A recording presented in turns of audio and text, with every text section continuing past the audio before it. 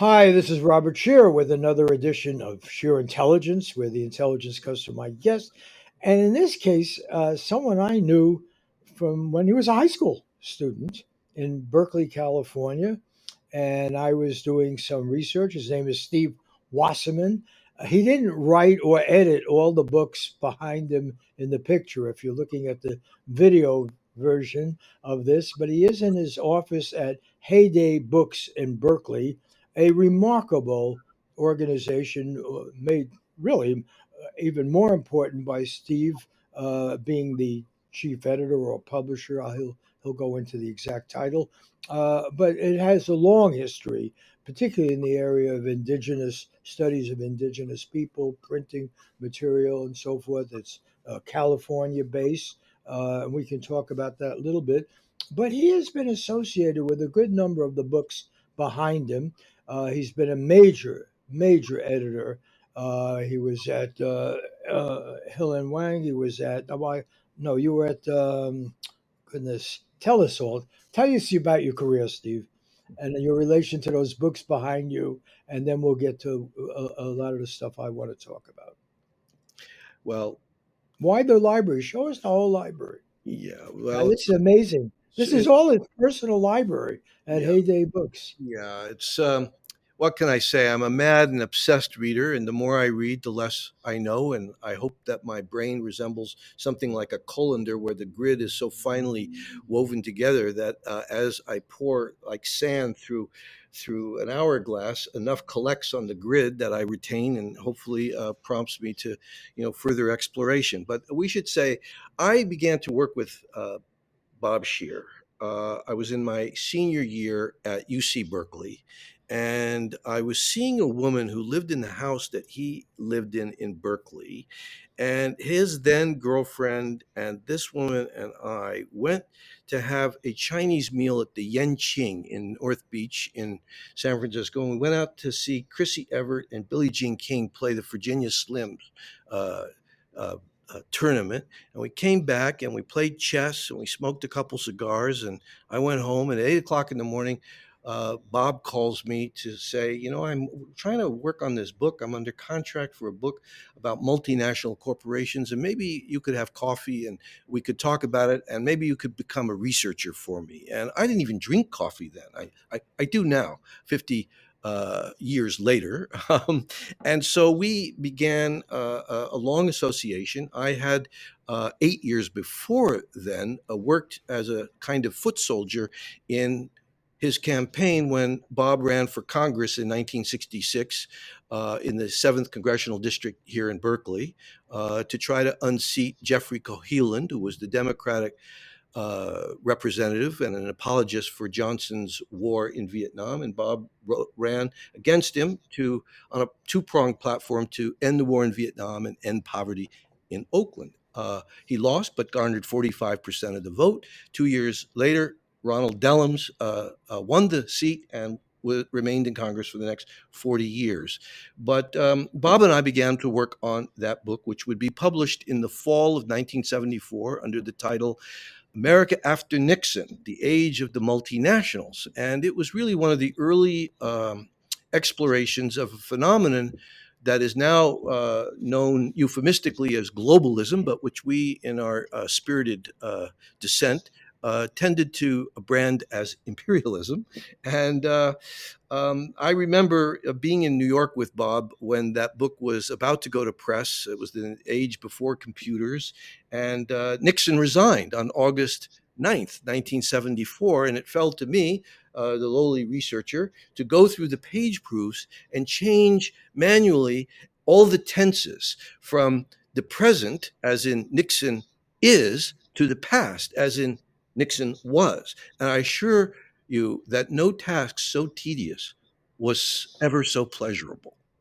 Yes, but Steve, this is about you, not me, and as is supposed to happen in any mentoring, if I can take the title situation, you're supposed to reject your mentor or at least outgrow your mentor. Okay, so let me take you back to the books behind you. I don't want this. I don't want the modest Wasserman. I need a little establishment of your significance in American letters. Okay, and you've had an illustrious career basically exhibited by those books behind you. Yes, I Um, went on to work. I seem to be someone who's determined to work every station in the publishing kitchen. So I have worked in magazines, newspapers.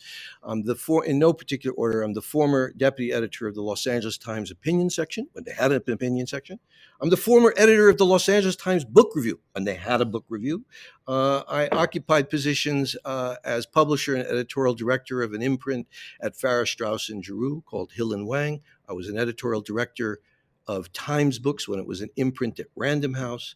I was editor at large at Yale University Press, and then for the last nearly 8 years, I've been publisher of Heyday Books, an independent nonprofit publisher, founded 50 years ago. This year, 2024 marks our 50th anniversary in business. No small achievement for a hard scrabble upstart publisher specializing in California history, issues of social justice, as Bob mentioned, indigenous Native California affairs, and celebrating and um, and defending the environment and nature. That's broadly speaking the writ of what I do today. And basically, I have been for the past 50 odd years the midwife to the birth of ideas of others, and also it's been in some respects an act of ventriloquism, because even on my best day, I'm always uh, haunted by the conviction that there are others smarter than me, more gifted, who have writerly chops, who have fresher and more original notions, and maybe I can help them shape those arguments, try to find ways to cut through the noise of the culture and get attention for deserving work. That has been the work of the last 5 decades. That's the work that I feel passionate about because I'm somebody who believes ideas matter. Books can have an effect out of all proportion to their actual readership, and as they fall through time and circumstance, they have an authority, a moral authority, even that only time can bestow. it's interesting you say ideas matter because in your original days at the LA Times when you were working with me, we actually worked on a project on the Jews of LA.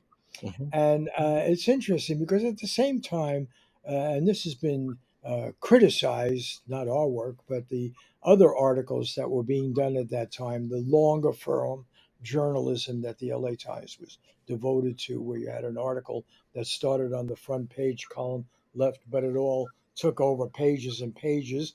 And they were great. That was a great contribution to journalism. But unfortunately, the paper indulged in what the current staff, which is now finally unionized and has found its own voice at the same time as they're having massive layoffs. So the future for print is no more promising, or ex-print legend journalism. But nonetheless, they critically analyze two other or some other major stories done when at the same time when we were doing the Jews of LA. In fact, I think we got the mandate to do the Jewish community in part because they were interested who lives here. And the black community was described as, and the headline word was marauders, or at least a lot of young blacks leaving South Central LA and going to haunt Santa Monica and Beverly Hills and other places with crime and violence. And there was even a series of articles on the role of the liquor store in black culture as a sort of unifying thing. And those two series at the Times didn't get anything like the critical evaluation from the communities that they were writing about. There was some, but they weren't as vocal as part of the Jewish community that complained about the series that we did. And I think a series that holds up very well. And and it was at the time that Jimmy Carter was president. So I would like to talk a little bit about that now, since it's so much in the moment. And however, I also want to point out, in terms of your description of your relation to writers that you work with on a very intimate basis, two names jump out: Susan Sontag and Christopher Hitchens. And in Hitchens' case, you had a much more intimate connection with his writing, and I think you should describe that a little bit because it goes to your own independence as a thinker. And I've always admired this about you. And in fact, I had a rather stormy argument with Christopher Hitchens at one point relation to Bill Clinton and so forth. And you were caught in the middle. We made up, and Christopher actually gave me a party at his house with his wonderful wife, Carol Blue. And so we ended up restoring our friendship. But I remember you, in relation to both of those powerful writers, were an equal with them. You were very critical to their thinking. I had talked to both of them about your role. I know what I'm talking about. And yet you had your disagreements, and you were, as you said before, committed to getting the debate going, getting the ideas out, even ideas you might not have been totally comfortable with at all times. Is that fair? I think that's absolutely fair. I met Susan Sontag in April of 1974 at a dinner at your home on Forest Street in Berkeley. I met her son, my age exactly, her son David Reef, who would become a writer in his own right. We're a month apart. We all became fast friends, and over time, Susan became almost a kind of anti-Maine figure for me. When I spent most of the summer of 1974 while working on your book, living at her apartment at 340 Riverside Drive. She had an apartment, was the penthouse apartment, which had been Jasper Johns, the painter's old studio. And I remember I had just graduated Cal that the previous June, and I'm spending several months in her apartment. She was then living in Paris for the summer. So her son David and I had to run to the place. And I remember walking around this sparsely decorated apartment. There was an Eames chair um, and a few dishes and thousands of books, just like this, thousands of books. And I remember getting a crick in my neck looking at the titles of all of these books. Many of them I had never heard of the authors. Some I'd heard of the authors and never read. I had just graduated college. And I thought, my God, I just wasted 4 years. My true education begins now. Most engagingly was the clock near her bed, which was a 24-hour world clock that showed time zones all over the world. I said, my God, this person never sleeps. So intense and deep is her curiosity about the whole world that she's jealous of the other time zones. So Susan was a very inspiring figure for me. I remember plucking the journals of Andre Gide. There were four blue-back volumes published by Alfred A. Knopf, and for totally mysterious reasons, I began to read them feverishly, really, in the middle of the night. And I came across a line that Gide, the great French writer, had confided to his diaries that I never forgot, which was that he wrote to himself, I know I will have entered old age the moment I awaken in the morning and no longer feel outrage. And I thought that was such a great sentiment, that it was the capacity to be outraged by the way injustice and the things that we find in the world. If we ever lose the capacity for outrage, we're finished. We're finished. It will keep you young. And I thought there was real truth to that. As for Christopher, in October 79, on a first trip to Europe, I had saved my money and I found myself in London. I went to look up a fellow named Robin Blackburn, who'd been one of the founding editors and contributors to something called the New Left Review, which was founded in 1962, which was an intellectual journal trying to revivify the left. And I had been very struck by the nature of the contributors and the sophistication of their erudition and their passionate engagement with all kinds of cultures and their way in which they could analyze the economic, the cultural, and political circumstances of faraway places and even in their home countries. So I went, and he had written several op-ed pieces for me at the Los Angeles Times. So I went to meet him. We got on very well. And at one point he looked at me and he says, I know a guy, are you free for lunch? I said, yes. And he said, I know a guy I think you'd get on with. He's the foreign editor of the New Statesman. His name is Christopher Hitchens. And he said, I know a bad Chinese restaurant. We could all meet there. So we did. And the only thing I remember from that meeting was, yes, the pot stickers were lousy, but but Christopher Hitchens was astonishing. And I fell in love. I fell in love with this guy. And I invited him to write from time to time for the LA Times, and thus began a real friendship. I would ultimately introduce him to a woman that became his second wife, Carol Blue. Hey, everyone has agency, so I'm not responsible for what happened with the first wife. Wait a minute, And then I would you publish distorted his, that. You introduced him to Carol Blue. yes, because I sent Yes. him out on tour in 1980 eight, 89, I was publishing your collection of essays. I was publishing Jessica Mitford, bringing back into print her great book, Poisoned Penmanship, The Gentle Art of Muckraking. And I was bringing out Christopher Hitchens' first collection of essays called Prepared for the Worst. And it occurred to me I'm publishing 3 generations of a certain kind of muckraking journalist, and we should put you on the road. We should have like a road show here. And when you, Christopher, and I think Alexander Coburn was there as well as the moderator in Los Angeles at the Poly Ballroom. Carol Blue was then living in LA, and I said you should look her up, and they began a No, that's not relationship. the story. Well, that may be the story, but let me just throw my 2 cents in. As I recall, and I believe Carol Blue was working with me at the LA Times, and she had replaced you as my researcher Yes, at your suggestion. You yes, knew this young woman from Berkeley, right? right.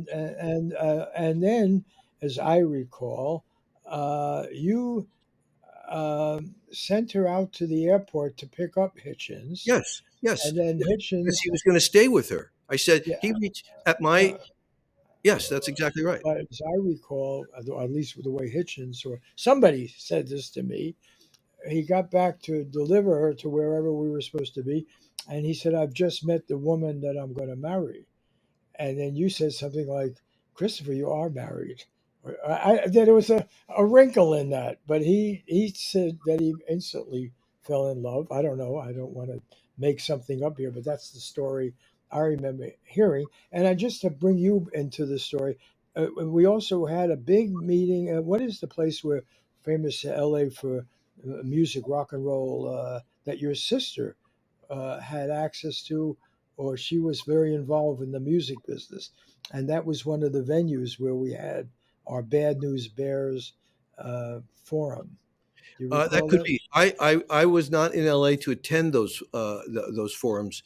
Uh, But so your sister is very involved in the business, and I thought yes, she was managing. she was the at the time she worked for my sister Rena worked for Bill Graham, and she was the manager of the Wiltern Theater. That's right. And we had our forum at the Look, Wilton, which yeah, I remember suddenly elevated, at least I felt elevated to rock star status because people were telling me, my God, you're at the Wilton. It's on the billboard. It's right up there, and I can't carry a note. And I thought, wow, actually, I think you're conflating two things. Uh, that probably there was that's it, why I needed you as a researcher. yeah, you're conflating two things. One was the promotion of your essay collection, Hitchens' essay collection, and Jessica Mitford's book. That was in 1989.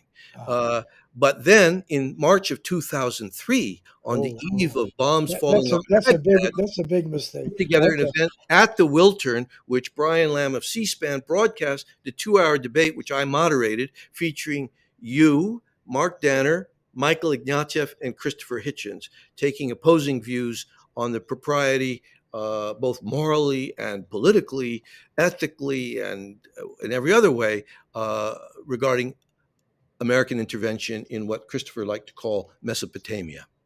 Okay, and this illustrates a point I want to make because that was a really contentious debate. And in fact, our opponent, Stanner, had written a very important book on torture in the U.S. government, and we were the critics of government policy. And Ignatieff and Hitchens were defending going to war in Iraq and defending, basically, in my view, U.S. imperialism. And nonetheless, and they turned their back on me at one point. I guess that's an Oxford debater thing. But when I made a pointed criticism of their position, I guess they turned their back because they thought it was not in good taste. I thought it was because I was being particularly effective in unmasking them, leaving that aside. we nonetheless had very profound disagreements about that and a number of other subjects. It did not, it encouraged rather than discouraged further exploration.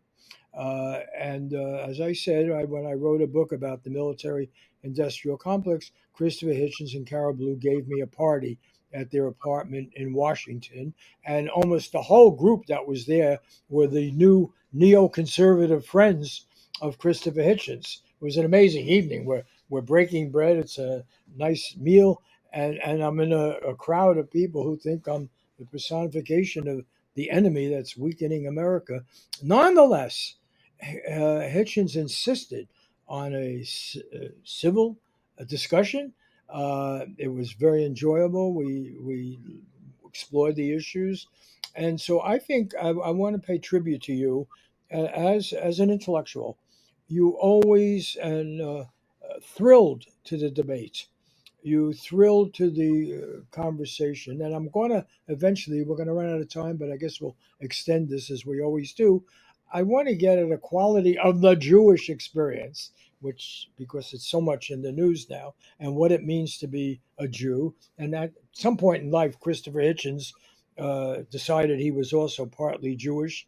He No, he didn't decide it. He discovered late in life discovered, I'm that sorry. his mother, who had committed suicide with her lover, and he was called to identify the bodies in Athens, he only later learned that she was Jewish. This was the family Oh, secret. okay, He so wrote a very profound piece for Ben Sonnenberg, published in Grand Street, about his discovery of his Jewishness, and that part of the family had come from Hamburg, and this was a profoundly revelatory experience for him. He was thrilled to learn this because he had always associated that part of the traditions of Jewish people who were attached to the notion of intellectual debate, of Spinoza, of trying to seek the truth, of questioning everything, not taking things on their face value. A dispossessed people spread in a diaspora who were minorities and oppressed in almost every land they found themselves in, and that gave them a moral perch for which their outsider status could enrich their critique of both their predicament and also engage their empathies with other dispossessed peoples. So it was something that was very moving to him, very essential to his understanding of himself and his origins. Okay, and I guess I stand corrected, but as I recall, when he made that announcement, his brother disputed some of that history that you just recounted. I don't know what his brother's critique was, but As I uh, recall, he said that it was more distant than that, or it was the relation, whether there was. Anyway, that's not my point. As I recall, there was some dispute about the lineage, but that is what you just said is the interesting point that I want to get to because there's so much in the news. What does it mean to be a Jew, mm, and who speaks for Jews? And I think what you just outlined, and uh, I think alludes to an atmosphere. Happens, full disclosure, before I ever met you. I never met your father and mother before, but they came from the same kind of working class, leftist Jewish environment in the Bronx that I had grown up in, mhm. and in that and everything was contended. And in fact, in the series we did on Jews, and you have a new book coming out, I guess in the early fall, of essays of yours, Yes, right? This is a very far in advance. Maybe we can do yeah. another interview when the book comes out. But it contains very important essays. But one essay it doesn't contain, because you were the researcher rather than the writer, although, of course, you did a lot of writing. And I've always been, you're not my only researcher, uh, but they've all made me look good. You probably were the most prominent of the crew. But on that one, you got really involved And I Yes. remember at the end, and we could discuss that a little bit because it's relevant. Now we interviewed Lou Wasserman. We No got, relation, I assure your readers. yeah. Unfortunately, although occasionally when I lived in LA, it was useful not to correct someone at the other end of the line when you're I calling for a restaurant No, reservation. he was the most powerful person in the film industry at that point, and yet had aroused the ire of some of the official leadership of the Jewish community or the Federation type people who, because he had dared support Carter on his peace initiatives. And for Jimmy Carter, peace and understanding the position of the Palestinians remained a cause to now his last days. And he did get substantial support from some very prominent Jews, not the least being Lou Wasserman. That came up in our interview. Nonetheless, in that series, which started out just looking at this community, basically of people like myself and your parents who had grown up in New York, come to LA, what had happened to this whole Jewish experience of criticism, of concern for the other, of social idealism, of cosmopolitan values, and so forth. That was sort of one of our themes. And could it survive prosperity? And and actually, we naively asked the question then, is there life after Israel? Because I can't speak for you, but I actually was of the, and I say naive view that peace might break out. And and we saw it later with Clinton, that there was a possibility in Oslo and the Camp David Accords and so forth, that actually there could be a two-state solution of some kind, an accommodation of two rival nationalisms that didn't have to be rival, what that would contain. And I dare say Lou Wasserman, probably the most prominent Jewish business person in LA and a civic leader, certainly endorsed what Carter was doing. And he made a flat out statement and saying, nobody's going to define being Jewish for me. I'll define that, and I'm not going to take lectures. It was a rather explosive moment. But my point being, originally we got into some other myths about the Jewish community. Cy Hirsch had written a big piece in the New York Times about crime in the Jewish community and the court shack, and a prominent fixer and guy for the studios. And in the middle of our work, I went down to see our editor. I say, you got to give us extra time because we have to examine what the New York Times has written. So you and I went to visit one of the people that was supposed to have been a Jewish criminal or connected with it, um, uh, Max de Bar, Factor. Yeah, factor. but called in the English press Max de Barber to make him seem. Uh, and we had a lot of that kind of experience. But the reason I'm bringing it up is right now, if you're a Jewish person, particularly of any political persuasion and whatever you feel about Zionism and so forth, you're under a lot of pressure to think about what does that really mean, and can a state of Israel really speak for us? And am I, and then in the extremes, am I being anti-Semitic or self-hating or what have you if I dare criticize the state? And the reason I brought up that vote today in Congress, a very large, well, the Progressive Caucus basically rejected the argument that criticism of Netanyahu uh, as the leader of Israel is an anti-Semitic act, and they said no, we don't want to give a blank check to a government that he leads because he's a right winger and jingoistic and everything else. It's the first significant really break.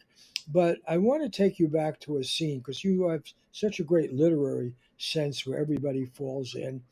And I recall, and I don't know if you were with me or we knew how close we were then, but oh no, you wouldn't have been. You're too young. I recall a moment at the 92nd Street Y, and I had been in Israel and Egypt, and I was in the West Bank right at the end of the Six-Day War. And I remember having a feeling I'd been in Egypt, I identified myself as Jewish and, and say, no, my father wasn't, or no, I'm Jewish. I was, went to Shul one. I grew up there, and but didn't have any problem. Actually, talked to some Egyptian Jews who were still in prominent positions. 6 Day War changed a lot, and then I went over to Israel and I stayed at I believe it was Kibbutz Barsai, very much like the kibbutz that was attacked viciously by Hamas this time, made up largely of people who would probably call themselves peaceniks, people who were more on the left, who did believe in trying to find a connection to Palestinians. And I went over to West Bank and Gaza. And at that time, I had this experience in Israel of feeling at home. I have to admit that. I felt like I was in New York without the anti-Semitism, or without the, because there was still lively anti-Semitism, and even in, well, I shouldn't say even in New York, and and I remember feeling that Israel basically was being run by people who, I mean, they all seemed to know ramparts that I ran into, including very prominent people, Diane and Alon and others when I would be covering that, more official Israel. They all that I ran into considered themselves leftists, some variant of socialism. The Labor Party had come out of that. They all rejected narrow jingoistic view. Now, people have told me I was naive and that my writing about it at that time was naive. Nonetheless, I felt at home with the survival of a certain international Jewish concern for the other, which of course showed up in the American Civil Rights Movement with the important participation of American Jews. Now you look at Israel, and it's a totally different picture where the more fundamentalist religion is critical and indeed a formal part of the government, a right wing, supported by very prominent right wing Jews like the late Sheldon Adelman and others in the United States. The leader of Israel, and Netanyahu, actually came to the United States when Obama was president and challenged his peace initiative with Iran in the U.S. Congress, almost unheard of. And so I just went back, though, to a moment at the 92nd Street Y when I had put Ramparts into bankruptcy, and I uh, spoke there. And at the end of the thing, an older woman came up to me. I was denounced by quite a few people, some of whom you know. And this woman came up to me and she pointed her finger in my face and she said, "You're right. Don't let them get to you. Don't let them frighten you. You are right in everything you said." And she described this over. And I didn't know who she was at the moment. Then I realized it was Hannah Arendt. Really? Yes, it was Hannah Wow. Arendt. Have you And ever written of this encounter? I'm sharing with, I've mentioned it. I don't believe I did. Maybe I did, This but is I the don't. first I hear this story. Oh, okay. Never So, heard this story. well, I guess I'm not a good name dropper or something. I don't know. No, yeah, you buried the lead, Bob. You buried the lead for Well, decades. it was very emotional, and trust me, I needed to hear something like that. I just put my magazine into bankruptcy. I don't know if you remember, but a number of our Jewish supporters pulled out money out and Yes, everything. including Marty Peretz, who Yes, formed I was. by the New Republic. Yeah, and so, but it was an incredible moment because I did think that I was speaking out of a Jewish tradition, and that's why I'm going to bring you back to your parents, because you actually were raised, I think, in Oregon, right before Yes, Berkeley. my folks left the Bronx, the block where nearby where you grew up, and they grew up in the Coops. And my I mother grew up was across the street where the Russian Orthodox were a yeah, significant force. So, but yes, Allerton Avenue and Central Park, yeah, uh, not uh, Central Park, Bronx and Park. Bronx Park East. Yeah, Allerton Avenue, Bronx Park East, and yeah. my mother was from Gun Hill Road, and Oh, my father went to Christopher Columbus, and my mother went to Evander High School, and I went to Christopher Columbus too. well, there you go. So it's very distinguished Yeah, graduates. yeah. But they came out west in 1952, June of 1952. My mother pregnant with me. My father came out to take a job with the Oregon Highway Department, building the road from Mount Hood to Portland. He was a newly minted graduate of Cooper Union, which gave full scholarships. His father was a garment worker organizer, worked in the Ladies Garment Workers Union. And by day and by night, he wrote a column in Yiddish for the communist Yiddish paper, the Morning Freiheit. And he wrote fiction stories. His brother, thanks to the fierce Did he immigration, write it in English or Yiddish? Yiddish. Yeah. My father's first language was Yiddish. He learned English on the playground at 6 years old when he went to school. Any rate, my parents moved out to Portland, Oregon in 1952. I was born on the West Coast. And I can say, I mean, so my experience is very different than you as a Jew.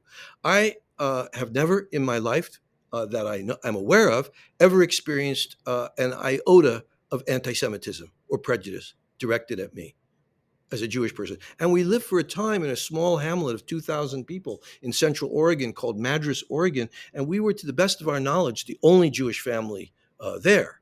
But my parents were not religious. There are no rabbis on either side of our family. I come from a long line of atheists who are proudly, even ardently and fiercely antagonistic to religion of all kinds, but have a very fierce pride in being Jewish. And this is something that many non-Jews have difficulty understanding, because they associate the notion of being Jewish as they might associate the notion of being Christian, which, to be a Christian, you accept the precepts of Jesus Christ and, and you become a Christian. But the idea of Jewishness is sort of born in the DNA. You are born Jewish. Even if you become a practicing Buddhist, you are still a Jew. So what does it mean to be Jewish? This is a question that many Jews have always asked themselves. And for me, in the culture that I grew up, it had something to do with a term in Yiddish called Menschlichkeit, the idea of being an honorable, ethical person, about making the world better, performing tikkun, helping to heal the world. It had more to do with Spinoza than it had to do with Herzl. Herzl. However, I spent 15 years trying to convince a woman of my acquaintance, a very brilliant writer named Susie Linfield, who was interested in the subject. And finally, I acquired and edited, and it was published 5 years ago, a book that Yale University Press published called The Lion's Den, Zionism and the Left, from Hannah Arendt to Noam Chomsky. And it examines 6 exemplary people on the left, and through an examination of their lives and writings, tries to tease out the contradictions and paradoxes of the relationship of the left as it evolved and it developed over the 20th century with the whole ideology of Zionism, both in theory and in practice. So it examined, in no particular order, Hannah Arendt, I.F. Stone, the French historian Maxine Rodinson, the British New Left Review person Fred Halliday, and Noam Chomsky, and the Algerian or Tunisian, North African Albert Memmi, who wrote a brilliant book called The Colonizer and the Colonized. It is a book that was relevant 5 years ago. Circumstances in what Hitchens would have called the Levant and Palestine and Israel have made Susie Linfield's exploration of these issues even more acute and painful and necessary than it was before. But let me tell you a story that might go to the heart of this question about being Jewish, about Zionism, about the establishment of Israel. In September 1982, as some of your viewers and listeners may recall, there was a terrible massacre that occurred in Lebanon, carried out by the Christian Phalange with the aid and abetting of the Israeli Defense Forces under the leadership of General Sharon. It was the Shatila Sabra massacres. And it was a terrible, terrible incident.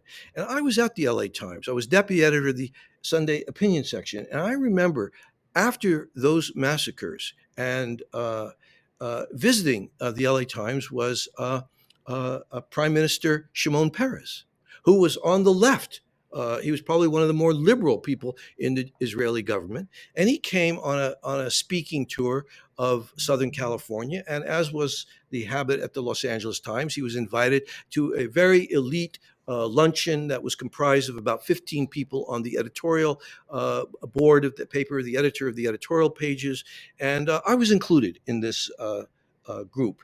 And I remember, and it took place at the Tony Tamayo room, which was kitted out with Breuer modernist furniture. Everything squeaked in that room. There was glass and leather and aluminum everywhere. It was very modern, mid-century modern.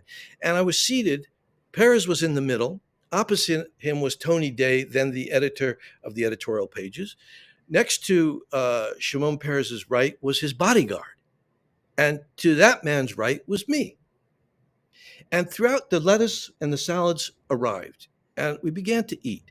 And I could barely take my eyes off the man's neck. I kept glancing at the bodyguard's neck. This was the neck of a Cossack. This was a huge, he had a muscle, a neck. I kept looking at his neck, and I thought, my God, it's not a Jewish neck. 6,000 years of Jewish history for this? And it reminded me that one of the goals, maybe the chief goal of this settlement of Palestine and the creation of Israel in 1948, marshaling all the moral authority that could be mustered in the aftermath of the Holocaust that had decimated European Jewry. So it was thought by many people who applauded. So did the Soviet Union at the time, who voted for the establishment of the State of Israel, because this was going to be the national homeland for the Jews who otherwise were persecuted and were vulnerable everywhere. And the remnant of European Jewry needed to feel, as it were, to use words commonplace today, seen and heard, and to have a powerful state of their own so they could defend themselves against the assaults of anti-Semites everywhere. The slogan went out that Israel, Jews should become a normal people in a normal state. And I thought, my God, I'm looking, is this neck the neck of a normal person? Or is this neck almost a biological betrayal of everything that I was taught was sacred and noble about the Jewish experience, which was the sort of the yeshiva, the people of the book? So what was the cost of normality? And that remains at the heart of the paradox and contradiction of Zionism in the heart of the Middle East. And so all this, but hardly any of this matters in some sense, because you could argue yourself to your blue in your face about who did what to whom when, and you could have near Talmudic discussions about this. What counts is the emotional attachment that peoples on every side, each of whom are hostage to fanatics and fundamentalists and extremists, but who believe with all their might that they have a near God-given right to this bit of desert, and they're going to squander their best, the flower of their youth, and the murderous rage to claim a right to live there. So now we have 25,000 and counting deaths, many of them women and children, a murderous vengeance, criminally prosecuted by a power-mad guy called Netanyahu, other extremists on the other side. And as the old slogan in the 60s had, war is bad for every living thing. And I see at the moment a pretty forlorn and hopeless situation here, because what Israel has done in its acts of vengeance is simply created, they have sowed the seeds for the dragon teeth that will arise. Every Palestinian will seek revenge down the centuries, and the place is cursed. Reason has taken flight. Sobriety is nowhere in the picture, and we have a fever dream of nationalist yearnings by two peoples who somehow cannot find a way to live together in peace and harmony. And the squandering of their national treasure, as I say, the flower of their youth, is a heartbreak for everyone. Um, so, the question of the endangerment of Jews everywhere. I've never thought that Israel or the state of Israel spoke for everyone. I'm an adept and a disciple of I.F. Stone, who said all governments lie, including governments that you might be attached for emotional and historical reasons. So, uh, I, and indeed, in Israel, a greater debate has often occurred that is less permitted here in the United States. To go back to the Jews of LA, though, the thing that interested me when I was working with you on that series was less what Lou Wasserman's position was on with respect to peace and a just dispensation that would honor and recognize Palestinian hopes for statehood and square the circle with Israel's right to exist, if indeed it did have a right to exist, which is now in question by many people. It was then. Of course, as you'll recall, Listen, I got to stop you there because that is going to be the sentence that's pulled out by whatever they're called, the Canary people or whatever. There are a lot of groups now that like to pick a couple of sentences and then show what this whole discussion has really been a denial of Israel's right to exist or it's anti-Semitic. So let's interrogate that one statement sure. because that that's exactly why we can have a debate now. You raise any complexity, and you're going, the argument becomes simplistic and irrational. So, what do you mean by that? Well, Whether Israel has a right to exist? You mean as a the, Jewish state?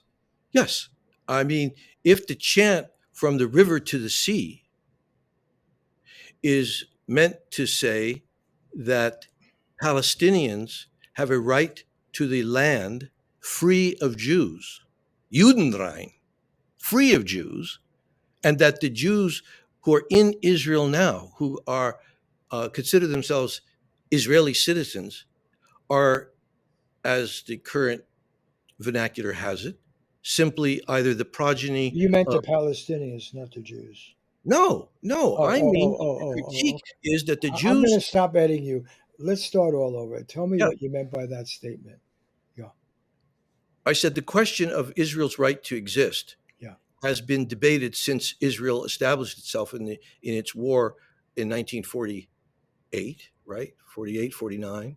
Um, and that question hangs like Damocles' sword over the entire existence of the state. And it is acutely painful and center stage now as a result of the events of October 7th and the ensuing violence that has occurred. No?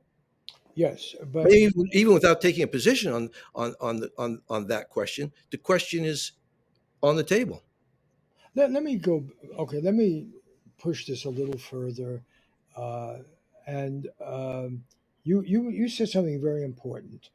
Uh, First of all, the drive for a normal life, and people should understand, at the heart of the condition of Jews in the Yiddish Pale, which was where most Jews who ended up starting Israel or come from there, they weren't from the Arab countries, whatever you want to say, in the Arab and in Persia and so Iran and so forth.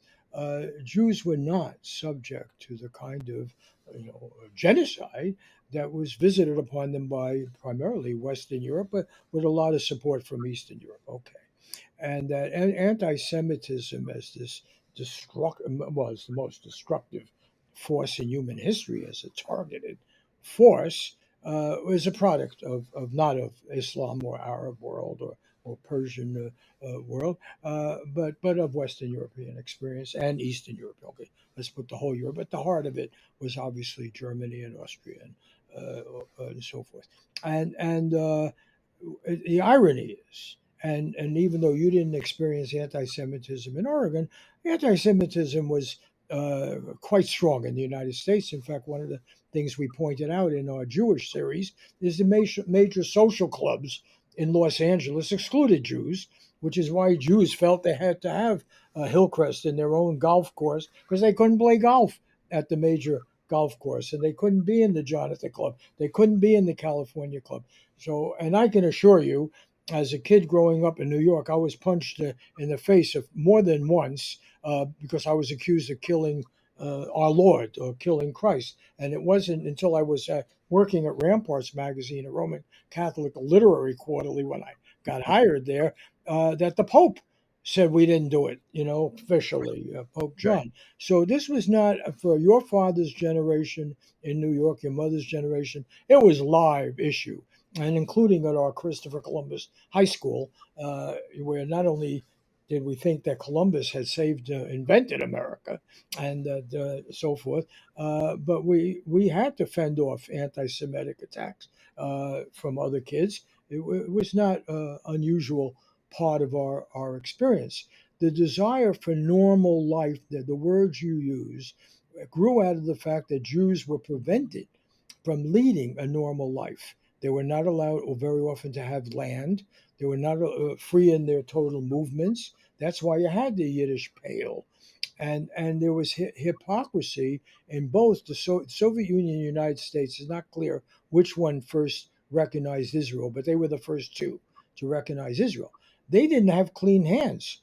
The Soviet Union had some experiment in Azerbaijan and everything of a Jewish community, but anti-Semitism was a very strong force. Particularly after the elimination of Trotsky, who was Jewish, and anti-Semitism was a feature of communist life. There's just no question about it. And it was also a strong aspect of life in America. And there were prominent Americans who even had sympathy for Hitler. That was not a dead issue. And Roosevelt, when I was growing up, when I would run into more conservative kids, they thought Roosevelt was Jewish, and they did a play on his name. So the desire for normalcy is understandable. It means you want to lead a life and not be insecure all the time, and yet pursue your religion, your tradition, and so forth. And it was also, as I say, a convenient cop out for the rulers of England and the United States and the Soviet Union to embrace Zionism. Good. The Jews who are troublemakers, they're progressive, they're radical, they write too much, they think too much. There is a wonderful tradition, which you summarized before. They're a threat to our stability wherever they are. Let them have a state of their own, okay? Uh, so there was a cynicism that underwrote this that Zionism could play on, okay? The irony is, and that's what I began this discussion, the people who ended up going to Israel basically did have a legitimate concern about their survival. They no longer trusted Germany, where they had been felt quite secure up until Hitler. They felt assimilated, German Jews. They felt it elsewhere, certainly in parts of Western Europe, despite anti Semitism. So the irony that I encountered at the time of the Six Day War is that I felt very close to the Israeli people. First of all, like even the kibbutz movement, which only represented 3% of the population then, produced about 80% of the top officers of the army, the people who actually led things and sacrificed. It was the center of an idealism. It was basically a leftist experience. The Labor Party, and with its allies in Mapam and Mapai and all this Right. stuff, was basically, I felt as the editor of Ramparts, people were toasting me at Yeah. dinners, And all of those people have largely become politically irrelevant over the Of last course, of 8 course, years, of and they've course. been they've I, been defeated. I'm And the building, as I always did in my career with you, I'm building on your work here. So I'm going to end up agreeing with you. I just want to make it clear to anybody listening, we're not denying that there was some need for No, normalcy and we're not. stability. But Yeah, no ethnic group in the history of the United States, despite the anti-Semitism that you rightly point out, certainly existed. But no, despite that anti-Semitism, no ethnic group has risen so far, so fast, and found prosperity and a perch in American life as the Jewish citizens of the United States. Famously, the cliche, the sons of garment workers. The very fact that I became the literary editor of the Los Angeles Times, uh, my father, a first generation American, my grandfather, and on both sides, immigrants. They come to this country, they don't speak English. Their grandson becomes the editor of the Chandler family owned Los Angeles Times. Is an incredible. It's like the first cut in Kubrick's film 2001, where you have the ape throwing the bone into the sky and it becomes a spaceship. I mean, no ethnic minority in the history of America since its founding ever enjoyed so rapid a rise into the highest reaches of American life in almost every sector, despite the Okay, anti-Semitism. this is like a discussion. You know, we could really, when your book comes out, I'm going to really have a good long podcast with you because we had some very interesting discussions, and they quite often reflect even a generational difference. Right. Because actually, I would argue the ethnic group that had the highest rise were the German Americans, non-Jewish German Americans. Jewish German Americans did very well.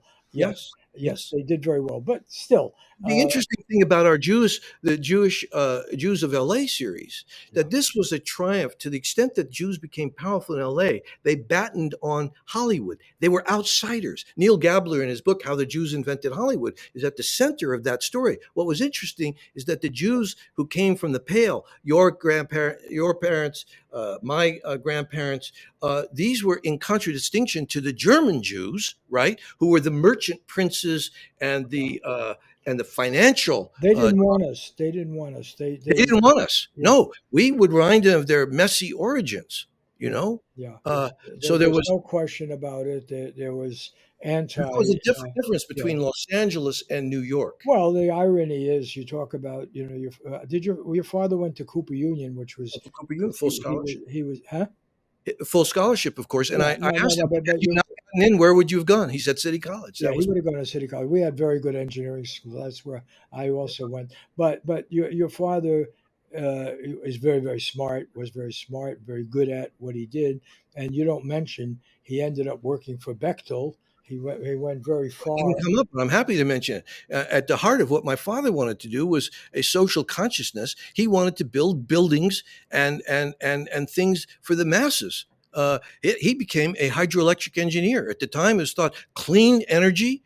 You get away from nuclear power. You dam up the rivers. You make and it was like the Tennessee Valley Authority. This is clean energy for the masses. He thought these are beautiful things that could be built. And no, and I'll tell you one thing about Bechtel. You know, they never had a contract in Vietnam. I remember they never associated themselves with the war effort. On the other hand, yes, Bechtel helped build the pipelines with the Saudi royal family for the oil industry all over the world. They helped build oil refineries. You know, Yes, it's a typical Jewish experience because I remember having discussions with your father and mother yeah, about here I was running for Congress on an anti-war position, and I'm talking to your parents, who I really liked a great deal, and tremendous respect for them, and your mother was really sort of a pioneer in physical fitness for women and in their independence and assertiveness, and she, did it for most of her life. But I remember talking to your father about Bechtel, and uh-huh. basically, what are you doing with Saudi Arabia? And it's a typical shtetl Jewish conversation of taking every position, wandering around every corner of every argument, and so forth. It was never boring. It was always open. Sometimes it got heated, but your father was very conscious of is he living a life of contradiction? Is this the right thing to do? It was one of his defenses of not taking his success as far as he could, and as I recall, retiring at a relatively early age because he Yes, he took wanted, early retirement at age 56. yeah, because he wanted to experience other aspects of life. Yeah, so he became the president of the Berkeley Albany chapter of ACLU. He was a prominent member of the National Lawyers Guild. He slept in the headquarters of the You should National mention he went on to Anti-Semitic become a Party. lawyer too. Your father, Oh, yes, and guess who financed that? at night, he went at night, Yes, right? and Yeah. guess who financed his going to law school? Bechtel. He went to his employer and he said, I'm bored. I think I should become a lawyer. And by the way, why don't you make an investment in me? Because I don't have the money. You don't pay me enough to go to. Why don't you make an investment in me and keep me employed? So he was 8 hours a day doing the job, then go to night school for 4 hours, 3 kids, teenagers running amok. When I look back on what my father did without complaint and seemed to extract joy, I never remember him coming home doing work, working on weekends. I never saw him break a sweat. If I could be on my best day, half the man my father was and half as ethical, I would die happy. Well, we could sort of wrap this up with that statement. Let me add a footnote to that. I would just one little prescription. All my rebellions, Bob, were against much larger, more impervious institutions. They were never against my parents, who always sought and did put wind in my sails. And that's true in my case too. Yes, no, I remember your mother, Ida. Yeah. And Yeah, I think she was it's the one who important held your feet to the fire. without Like I getting. was saying, Bobby, what are you talking about here? What is the contradiction here? Oh, my mother, when I wrote my rather flattering view of Nixon, I don't think I can't blame you for that. I think it's a good article. But I wrote it for the LA Times. Let me write a retrospective when he was in Yes, I remember the piece. ignominious retirement. And the only person that liked the article that I heard from Right. was Richard Nixon.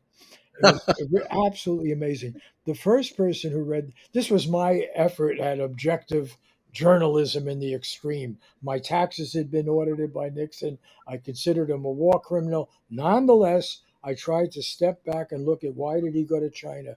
What did he really do in terms of ending the Vietnam War? What was his domestic program? He had embraced Moynihan's Right. idea of a guaranteed annual income. He had done the Environmental Protection Agency. Nobody ever, to this day, mentions it's a Nixon project.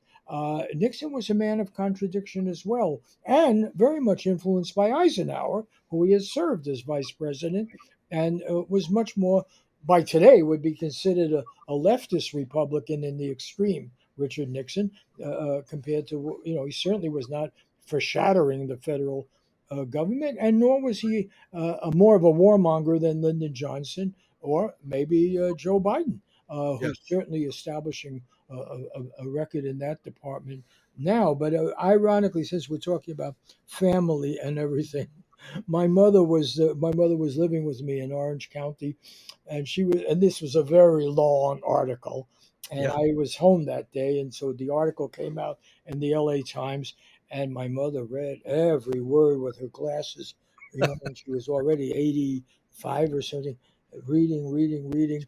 And then she looked up at me and she just said, only sentence, she said, he needs you. I'll, I'll never forget it. He He needs needs you. you. And I said, yeah, Ma, he does. Because if we're going to understand history, we have to be fair, yes, objective. We have to really look in it. And I must say, taking it back to your parents, uh, I had, after all, they were my constituents. If I was going to be elected, I was politically active in the community, right? Where Yes. they were in Berkeley already, right? Absolutely. Yeah, Yeah, absolutely they and were. and so they were typical of the people in Berkeley that did support me, and a lot of questions. And is there a lesser evil? Should you be doing this? Is the guy you're running against Kohelan so bad? Sort of a lot of questions. Or are you being radical enough? Or are you raising? Right. They could attack me from the left, your parents, as well as what's right and so forth. But I remember particularly with your father, because you remember when we wrote this book about the multinational corporations, we actually, okay, they do certain things. That's how you have Apple and Google now. We predicted this whole development, and Chinese multinational Yeah. corporations building electric cars now and send it all over the world, and the contradictions of a multinational corporation. One of which is you have to care about your consumers everywhere. That's why Apple wants to protect privacy from the NSA because they got to sell these phones everywhere. Something we discussed in our book, But one reason I like your, I wish you would write a memoir because I think that is the generation of your parents who sacrificed. I mean, I knew of no, I was born in 36. I went right through the Depression and the war, and there was no group. Yes, there was the Nazi Stalin Pact, and you can go on and on. There was no group pushing harder for U.S. entry to defeat fascism, beginning with Spain and certainly opened the Second Front, which we did quite late. Talk about the concentration camps; they were in full force before we entered the war, and hardly any discussion of this Holocaust that was going on. It was an inconvenient truth to bring up, might divide people here. Everybody forgets we had a segregated armed forces, had a lot of contradictions. But I can remember being schlepped literally on, I'm going to take the train down to Washington to picket the White House to get him to enter the war. And the people Sure. from When war was declared, my mother was the baby of her family. She had four older brothers and a sister.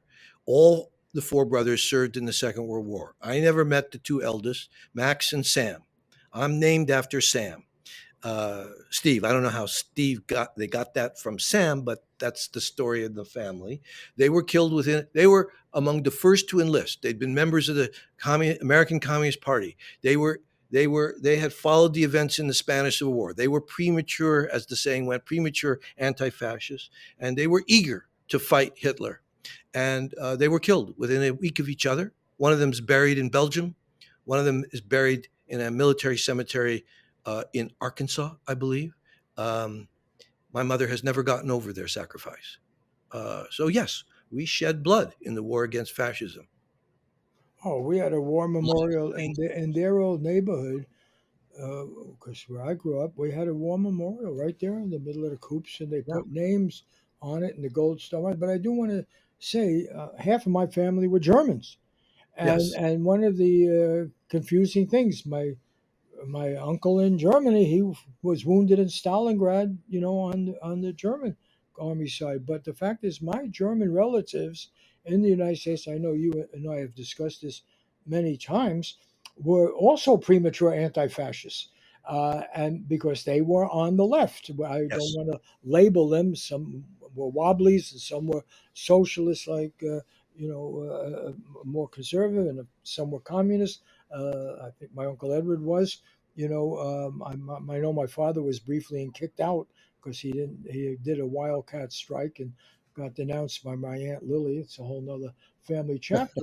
But it's interesting. I was just talking to emailing with my nephew, my half brother, all German, and he was in the U.S. Air Force because the Germans were allowed to fight in Germany. The Japanese, if they weren't in the concentration camp, they had here. They were, and I use that word, maybe it's excessive, but I No, feel, it's precise. yeah, rounding up innocent, Yeah. loyal citizens of your society based on their race or ethnic background is certainly fits that description, concentration. Yeah, but nonetheless, my brother was trusted to bomb our home area of Germany. And he was in the U.S. Air Force, and he was entrusted in that. And I remember as a kid thinking of that contradiction, that the only thing that made my German family uh, wonderful and decent and progressive, and my German relatives never allowed an anti Semitic or a racist, that was much more prevalent, racist remark in their presence, and everything, it was because they came out of the left. Something never, no tribute is ever paid to that. The role of the left, of various shapes, including a pacifist left, A.J. Musty, all of these Yeah. people, but how important among white people they were to the civil rights movement, and among black I people. agree with you. I think one of the great stories, and I don't think it has. I mean, maybe among all these books, maybe I have just failed to read it, and I hope a listener will correct me and bring to my attention if it exists. But the full story of how the left, and yes, the American Communist Party, led the way on resisting racism in this country, and was important in that struggle. Uh, has not really fully been told, not in the Oh, dimension it deserves. it's only told as a negative story because the Yes. FBI went out to destroy Martin Luther It's King. told as as a cynical ploy by these apologists, this sort of fifth column doing Stalin's work in order to manipulate the legitimate desires of African Americans and to hold them hostage to this benighted foreign germ of communism. Yeah, That's the no, commonplace thing. yeah, and the irony is at the university when we still pay tribute to W.B. Du Bois uh, the fact of the matter is, and this is something that no one ever wants to talk about, he was 94 when he Mhm. joined the Communist Party because he thought the Chinese were actually on the right road. And often, you hardly ever. I want to end with one last thing. You have devoted your life to ideas. And when we did our Jewish series, and it was our series, I don't know, maybe you still, I hope you still respect it. Oh, no, no. I respect it. I'm proud of it. And both of us had to go in near into flee the city into near exile because we aroused such enmity and wrath that descended on both our heads. Yeah, well, there was a particular rabbi who got Yes. upset because we said he played a lot of golf and his tan reflected that. And he got all angry and then he got driven out of his synagogue. He was, and because of having too playful a life, let's put it that way. Uh, but the window, I think I don't know if it was that time or was it about Cuba that the windows got broken and the people doing security told me, couldn't you write about some other stuff next time? You know, Yes. I do want to say something. There was, and in fact, she objected. I noticed Vivian Gornick, who I have great respect for, great respect, is somebody I won't say romantically because we were young and it was a very limited couple of dates, but I knew her as a kid in the Bronx, and we went to City College. I was a bus boy for a team of two waitresses and myself in the Catskills, where the biggest crime you committed would be to throw a fleischerdicker spoon in a milchedicker pot, breaking the kosher tradition. You'd be fired on the spot and not able to get your tips. But nonetheless, when we wrote that series, we quoted Vivian Gornick from, terrific. I mean, incredible writing. Nothing I've done could compare to what she's done. I have great respect for her. But she wrote me a note. She was objected because we ended the series with a reference to this Yiddish teacher that I had and Vivian had at Shul One in the Bronx, Dykesel. And Dykesel.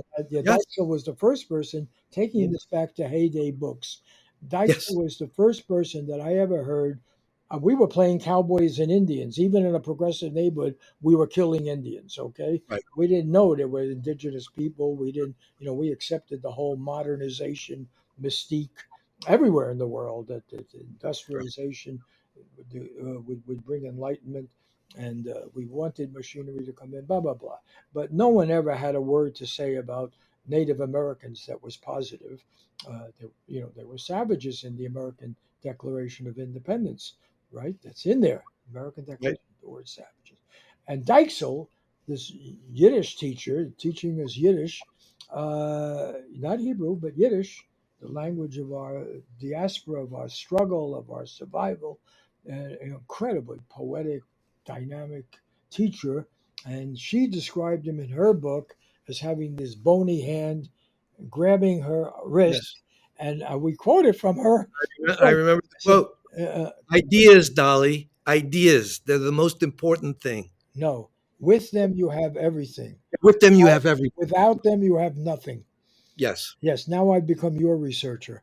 You're So, good, yes, Dykesel. With them you have ideas, darling. Dolly. With them you With have them, you have everything. everything. Without them you Without have them, you have nothing. nothing. And to my mind, that describes what we were taught about being Jewish, the respect for I, ideas. you have my wholehearted agreement, and it's moving. It's moving to think so, and I hope that the life I've lived will have demonstrated fealty to that idea. Say good. And on that note, I want to thank, first of all, Steve for doing this, Laura Kondarajian and Christopher Ho at KCRW, the wonderful NPR station, FM station in Santa Monica, for posting these shows. Joshua Scheer, our executive producer, who constantly tells me I've got to broaden my scope here. I think we did that today, even though it's an introspective look into our mutual history. I want to thank Diego Ramos, who does the introduction, Max Jones, who puts this all up in video form, and somebody we haven't talked about here, but you mentioned Grand Street. and that wonderful literary publication that Gene Stein put out. And Yes, we she are, took it over from Ben Sonnenberg, who had founded it. Yeah. yeah, and she kept it going. And Yes. Gene Stein, who was a great, I would call her as a significant uh, public intellectual, even though she didn't come on as the big intellectual. She came from one of the most important Jewish families where Lou Wasserman actually worked for her father.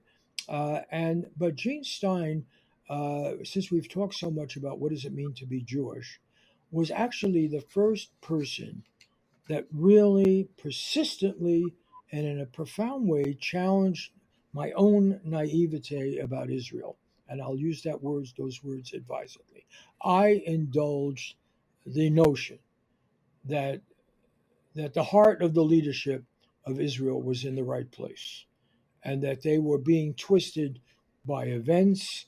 And yes, their opponents had an imperfect record and engaged in violence of the sort.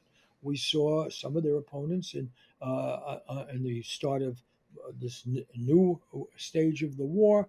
And I always gave the leadership of Israel the benefit of the doubt. Maybe in some ways I did it out of opportunism because you get a lot of heat if you dare challenge it.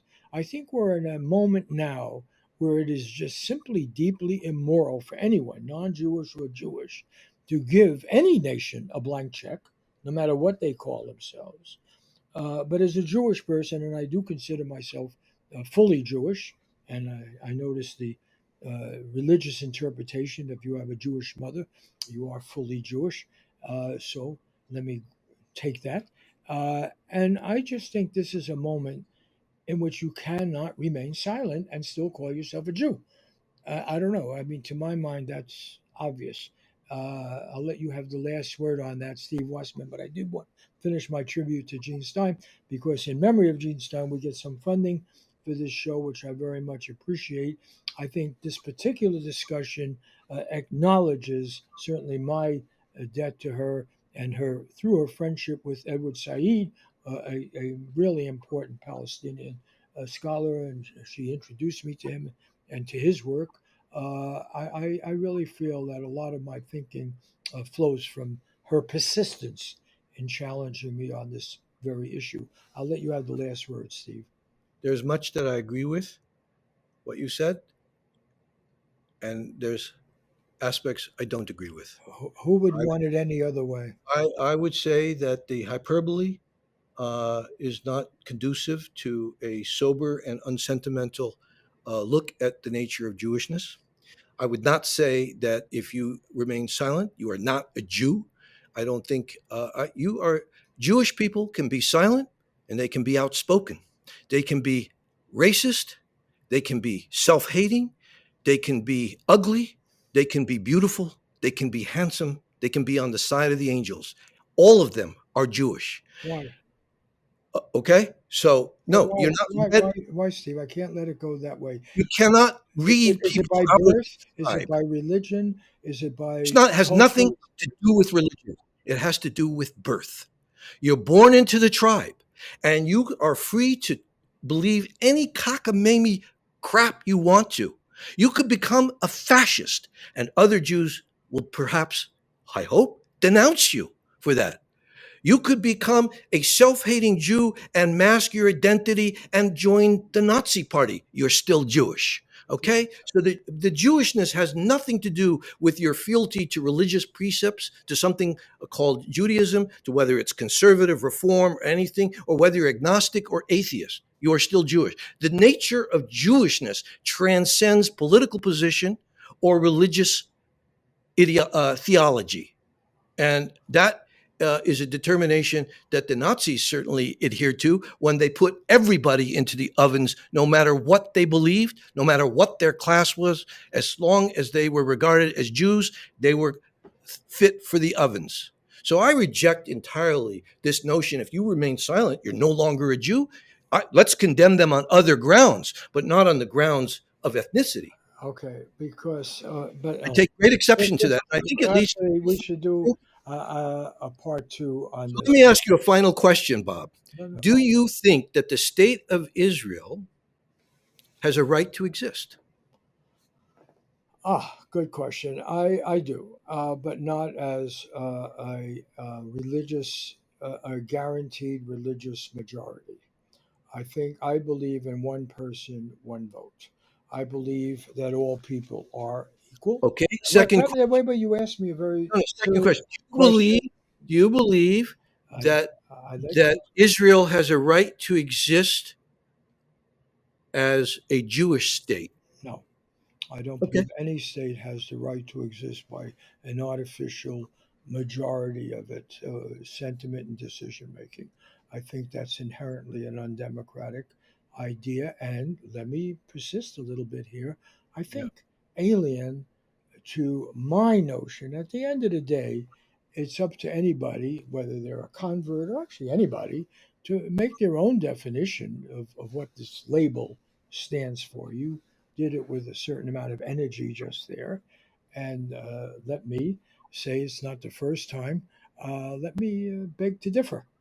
I think there are claims made on what that label means. There's a religious claim, for example, Yes. and it's not a simple one. There are different variations of Orthodox.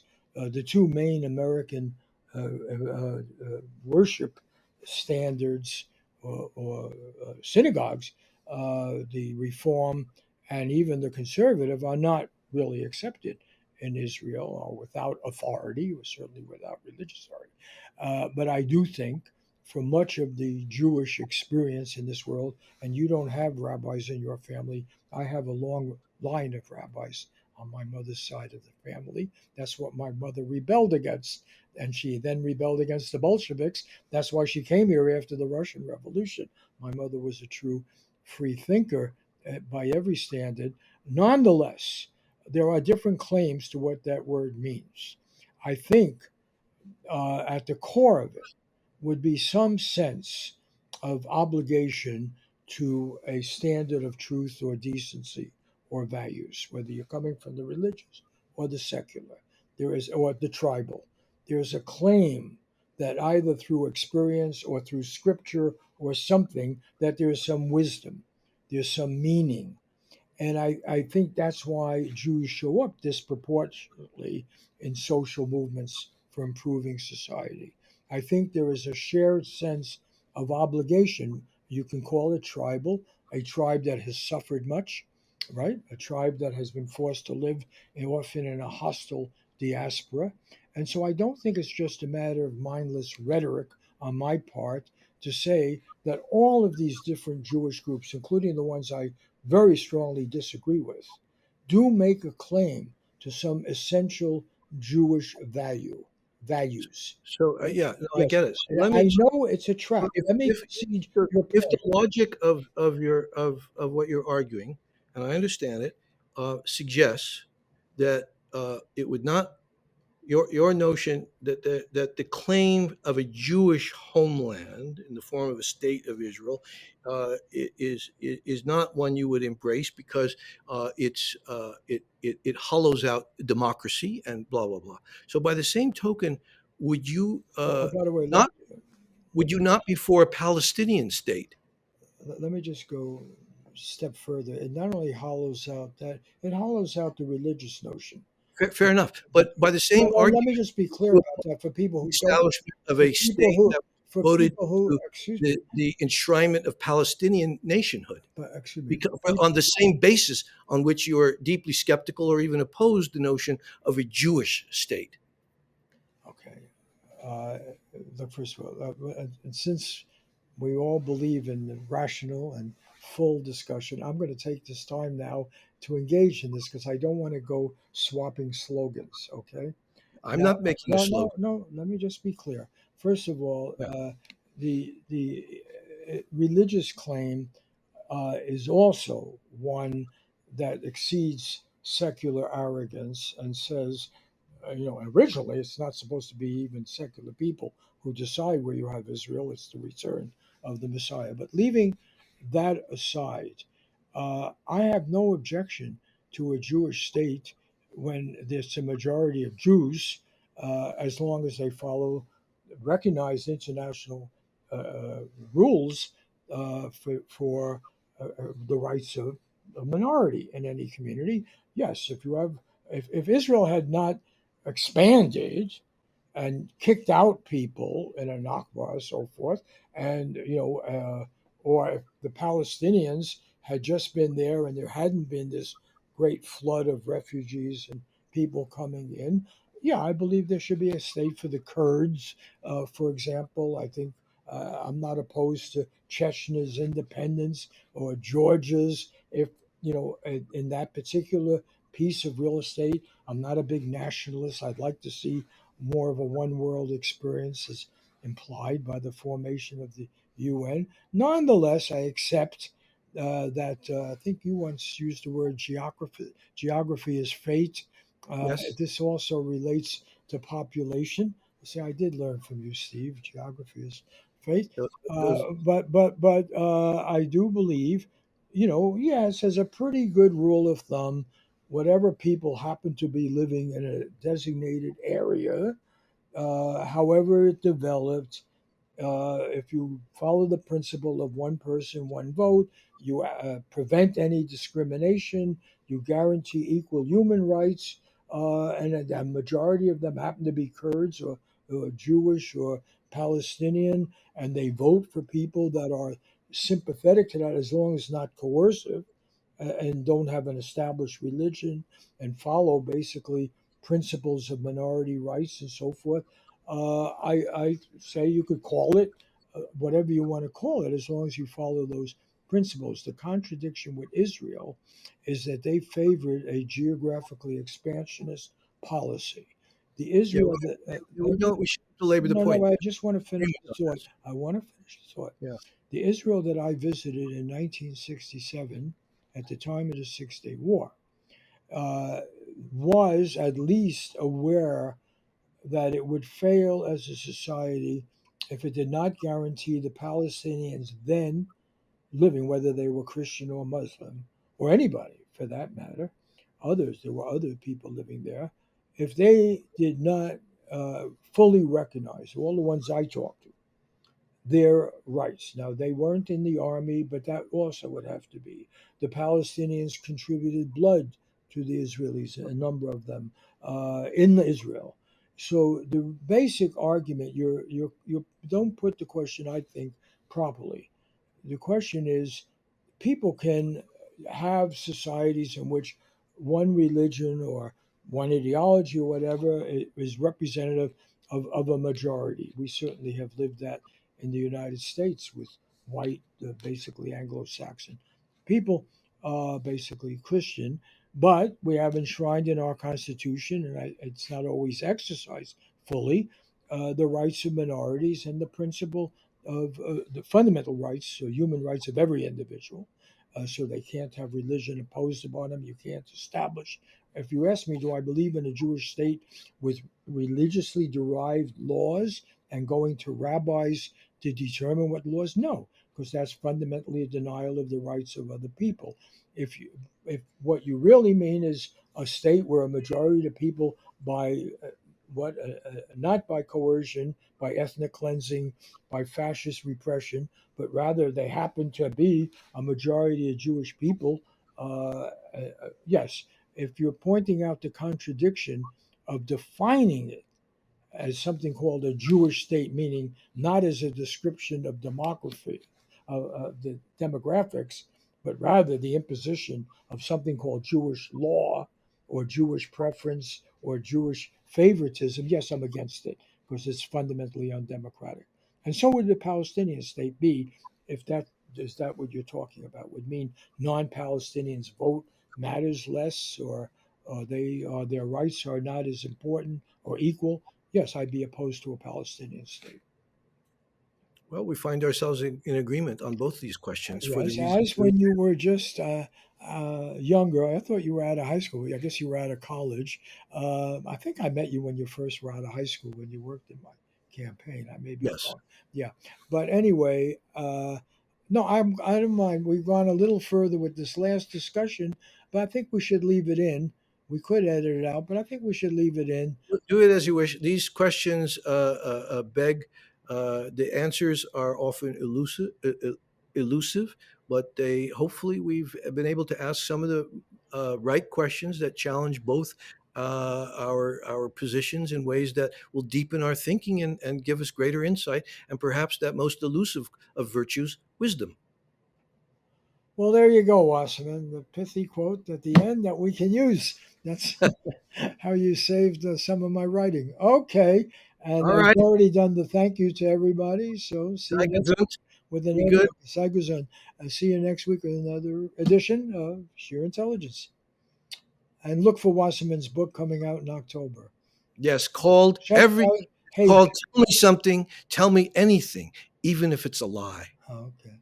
And check out Heyday's catalog. It's really a marvelous publishing effort.